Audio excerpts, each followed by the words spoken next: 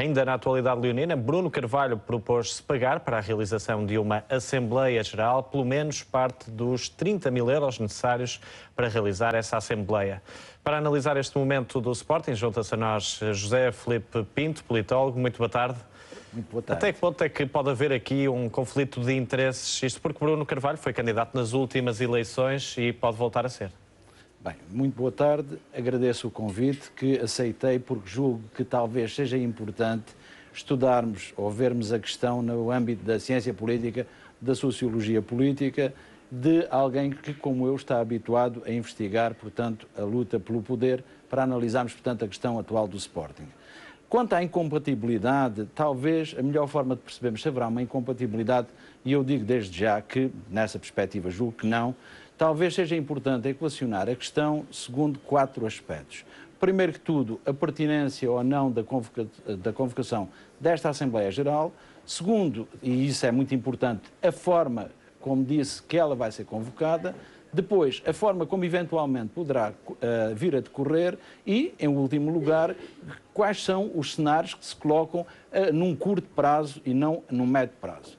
Primeira questão, falando, portanto, da pertinência, que é o que a questão fulcral, a pertinência da convocação desta Assembleia prende-se com a crise que o Sporting vive nesta atualidade. Portanto, uma crise de resultados que são muito mais do que resultados desportivos. São resultados que, do âmbito financeiro, nós sabemos que o Sporting tem, neste momento, encargos, compromissos a cumprir, compromissos pesados, tanto compromissos bancários, como, inclusive, é a questão dos salários, e os sportinguistas terão de questionar a pertinência da realização da Assembleia Geral neste momento. Mas na sua opinião, era benéfica em termos financeiros essa Assembleia Geral, a convocação desta Assembleia Geral? Pelo contrário, eu julgo que não. E julgo que não porque vamos assentar então agora na questão da forma da convocação da Assembleia Geral. De facto, é um direito que assiste aos sportinguistas e Bruno Carvalho, sendo sócio, tendo as cotas em dia, claro que pode pagar a realização ou parte da realização do ato, portanto, que decorre dos estatutos do clube. O grande problema que está é que isto não é uma questão de direito. O que aqui está é uma questão de deontologia.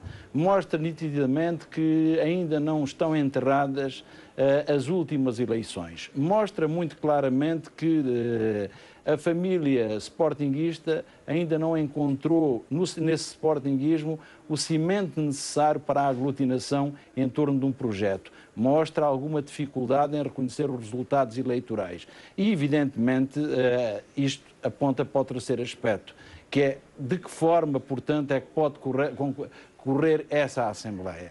Na minha perspectiva, pode correr mal. E pode correr mal porque não estão criadas as condições de serenidade necessárias para um debate sobre os verdadeiros problemas do Sporting. Aliás, eu chamaria a atenção para a entrevista que ontem, portanto, o vice-presidente da mesa da Assembleia Geral deu a um jornal tão respeitado, tão lido quanto a Bola. Uma situação que provavelmente não colheu, e eu digo provavelmente, eufemisticamente, o acordo do atual presidente da mesa da Assembleia Geral, porque todos sabemos que Eduardo Barroso é um sportinguista dos 4 costados, é alguém que tem o coração muito próximo da boca, mas é alguém que é leal ao seu Sporting. Mas agora, se me permite, pedir-lhe também que comentasse as declarações de Eduardo Barroso quando dizia que, possivelmente, o presidente do Sporting não foi o mais votado nas eleições, quando se referia a Godinho Lopes.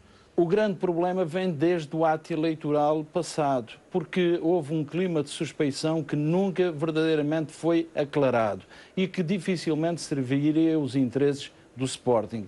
Julgo que as eleições, a forma como decorreram, a forma como os resultados foram ou não foram aceitos, condicionou todo o processo de gestão de Godinho Lopes. E Godinho Lopes, nesta perspectiva, pode sempre dizer que se sacrificou em nome do seu sportinguismo, mas, por outro lado, há sempre aquela sombra sobre se os resultados efetivamente foram aqueles. Eu penso que, neste momento, como disse na convocação da Assembleia, eu penso que há um elemento fundamental. Julgo que nenhum dos intervenientes no último ato eleitoral devem assumir um grande protagonismo, porque isso poderá indiciar que são pessoas que não aceitaram bem os resultados. E em democracia temos de aprender a conviver com a vitória e com a derrota. Ou seja, na sua opinião, e traduzindo um bocadinho para um discurso mais político, há aqui uma tentativa de um golpe de Estado, é assim? Em ciência política nós dizemos que um golpe de Estado transforma-se num segundo momento numa revolta militar ou numa da guerra civil, antes de entrarmos na fase da revolução. E o que se passa aqui, atendendo ao ambiente que se vive neste momento pelas bandas de Alvalade, é importante percebermos que Alvalade é um bairro, mas o Sporting é um clube de dimensão nacional e internacional. E por isso mesmo o que corremos o risco é desta Assembleia Geral, que é, portanto, um ato perfeitamente previsto estatutariamente, se transformar numa espécie de golpe de Estado para destituir, portanto, uma direção que foi eleita e, de acordo com os elementos que temos, portanto, foi eleita e não pode ser questionada sob esse ponto de vista, uma vez que não houve avanços naquele clima de suspeição pública. E depois há um elemento fundamental nisto. O Sporting precisa de estabilidade. O Sporting entrou naquilo que eu chamo uma espiral destrutiva. E porquê uma espiral destrutiva? Porque a falta de resultados desportivos condiciona todo o processo. E eu gostava muito de voltar a ouvir o leão rugir, mas para isso é preciso restabelecer a confiança. Nós costumamos dizer que, voltando à questão da ciência política, que a diplomacia é a continuação da guerra por outros meios. Eu penso que neste momento, para bem da família sportinguista, é importante que a diplomacia substitua a guerra. Muito bem, José Filipe Pinto, agradeço a sua presença nesta tarde informativa e estes esclarecimentos sobre a possível convocação ou não desta Assembleia Geral do Sporting.